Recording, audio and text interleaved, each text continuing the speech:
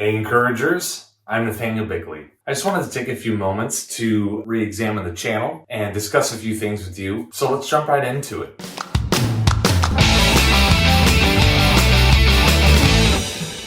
So a few of you have given me feedback on what you would like to see from the channel, and I think rebranding is in order. And one of the things you guys, hopefully, along with me, it's still my intention to always be encouraging, but a lot of you have given me feedback, and I've talked at length with people I admire, and I think it's wise to rebrand it to just my name, Nathaniel Bickley. And it's one of the things I kind of avoided for the longest time, just because I don't like being that center of attention. But I think for the brand and in order to provide direction, I have to be genuine to myself. And I've seen a lot of other content creators move this direction too. And I think that it's just right, so I can have my own opinions more defensible because they're coming from me and not from something else.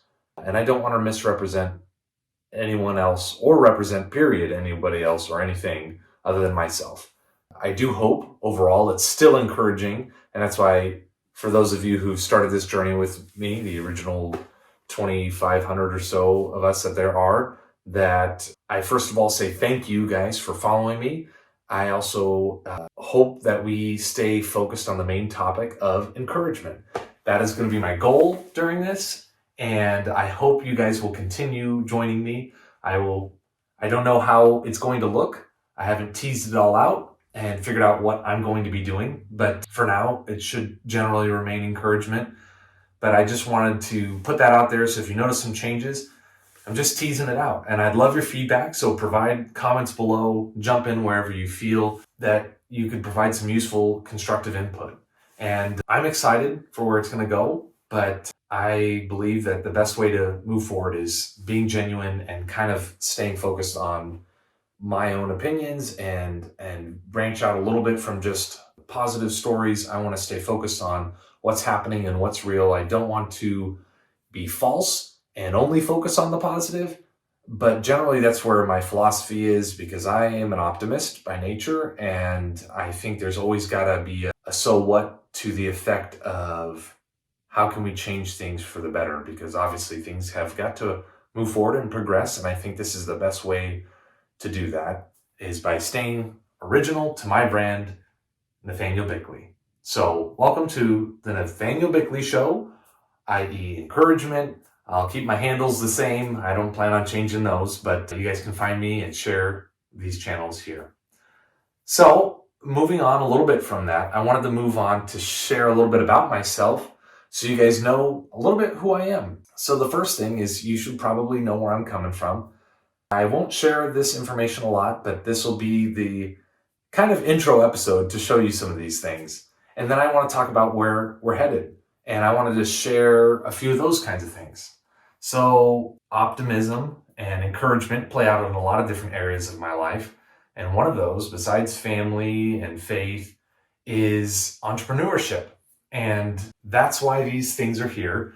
And I have never explained them in any of my videos really, but I wanted to give some context about who I am and where I came from. So I have started businesses in the past, and two of them are Honeybee Espresso and Impact 360 Massage. I've been a joint owner in one and started it by myself with the other. So I'll just give some general bits of information. A lot of it is need to know, but a lot of my life lessons and education in life comes from these things. And then I want to talk about where I'm headed next. So entrepreneurially speaking, this was my first business. I mean, maybe my lemonade stand was, but I don't really know. Honeybee Espresso, boy, back when we could do a 12 or 16 ounce for $3. Okay, it wasn't that long ago. But Honeybee Espresso was something I had in mind. It was a family-friendly coffee stand. One of the things I was really wanting to do was create a family-friendly experience. And in the town I grew up in during this time, there was a lot of, let's say, not family-friendly institutions going on. So I was like, hey, honeybees are hardworking. Why don't I make one about that?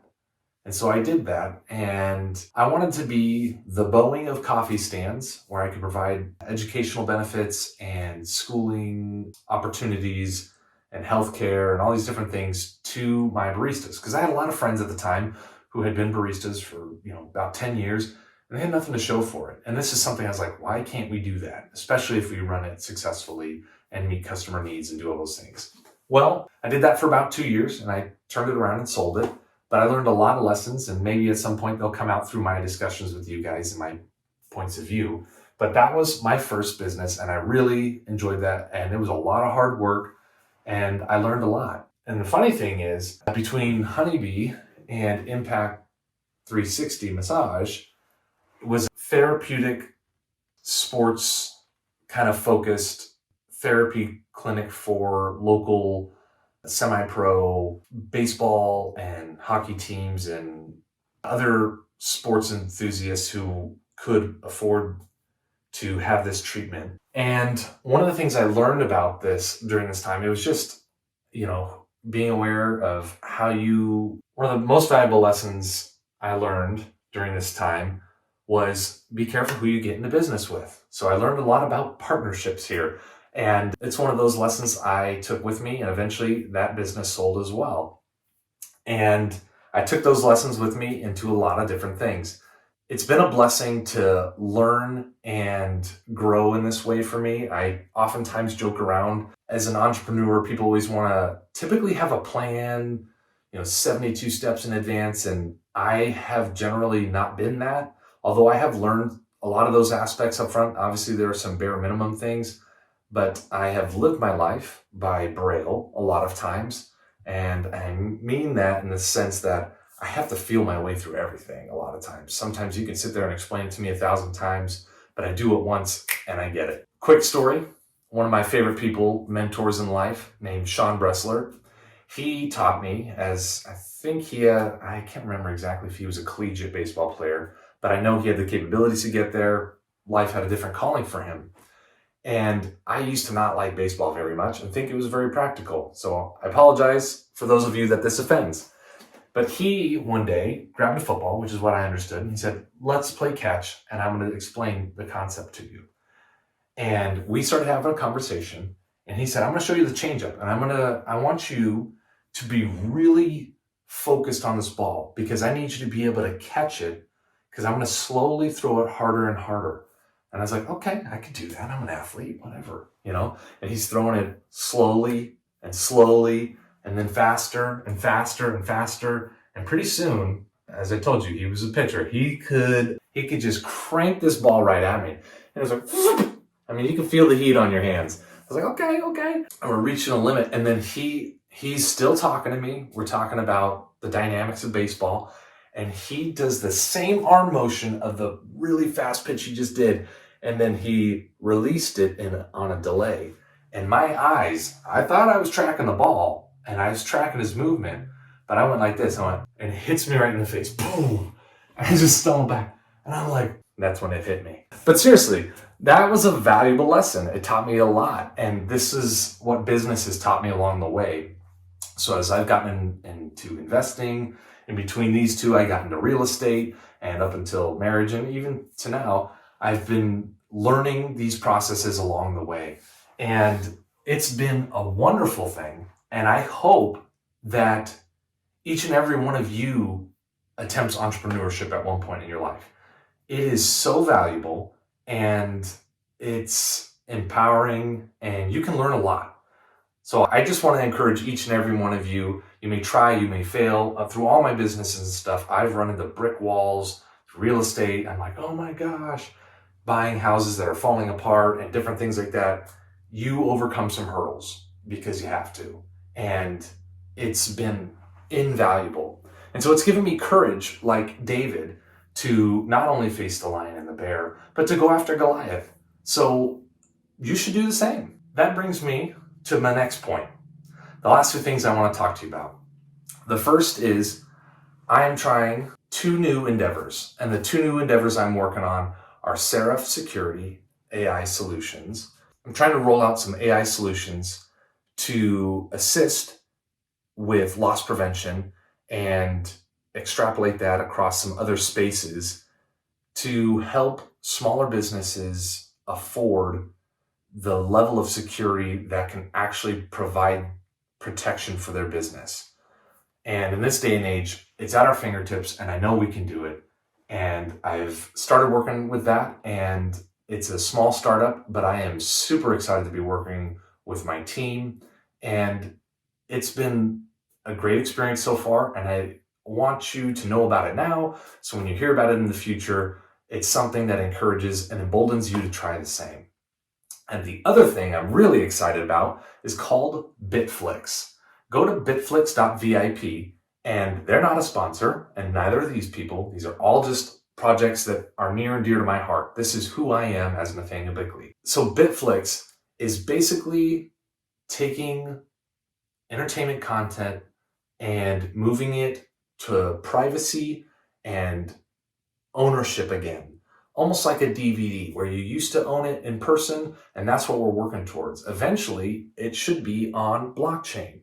And a lot of our security verifications and a lot of our transactions monetarily are on the chain, but we're building as time goes on. And as we get investors and this technology really takes off, it should be a disruptor like Netflix was to Blockbuster. This will be towards streaming services. Netflix, you better watch out, and I'm calling it now. I hope each and every one of you joins me and asks if you guys ask me about it, leave comments, and just go check out the website, and I think you'll like what's initially up there. Right now, I'm building a library. I'm partnering with studios, and you, if you're a studio, could be watching right now, should jump right in, and I would love to tell you all about it. And my team has built something phenomenal. So right now we're at the MVP stage for newer entrepreneurs. That is not most valuable project, but minimally viable project or product, sorry.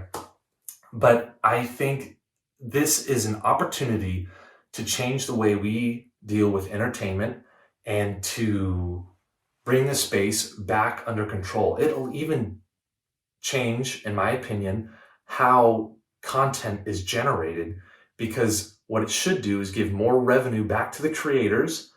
And for those of us who are the consumers at times, we get to, our vote and purchasing power really will begin to matter more, and it will reward smaller projects. And one example I like to give of this is movies like The Matrix, the first one, which is a cultural icon in these days, whether you like it or not. Those kind of movies go far, but they can only survive on old models. That's why we get a lot of rehashed storylines from Hollywood these days.